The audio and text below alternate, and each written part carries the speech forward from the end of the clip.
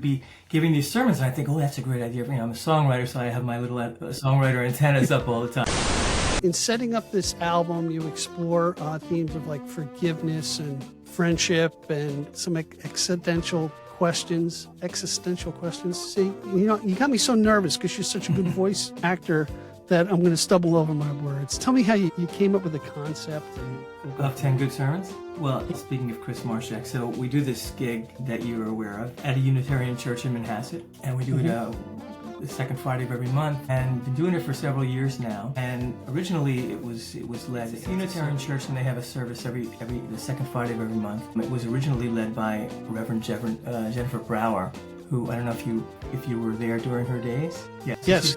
She's fantastic. She gives a sermon, and it has a theme, as sermons do. And we're this band, incredible band, on stage with her, and she comes up with a theme for the sermon, and the sermon is punctuated by songs that illustrate the theme that she's delivering. So she chooses the songs, and we play them interspersed in the service. So I've been doing that gig for several years, and there was just a point at which I became aware of the fact that she would be giving these sermons, and I think, oh, that's a great idea. I'm a songwriter, so I have my little songwriter antennas up all the time, and I would think, oh, that's a great idea for a song. I'd be writing down little notes to myself, and I started thinking about it and thinking about how preachers and songwriters are not completely dissimilar in the sense that they have a theme. You seek to find a universal theme that everybody can relate to and express it. But of course, the skill of both the songwriter and the preacher is to do it in a way that's original and interesting. You can't just say, oh, this is about forgiveness. You have to find an angle. That's what makes a great songwriter, right?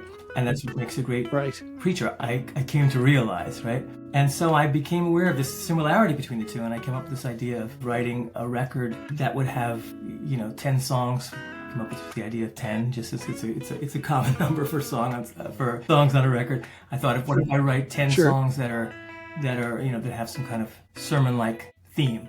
It's just a concept that I thought of. So that's what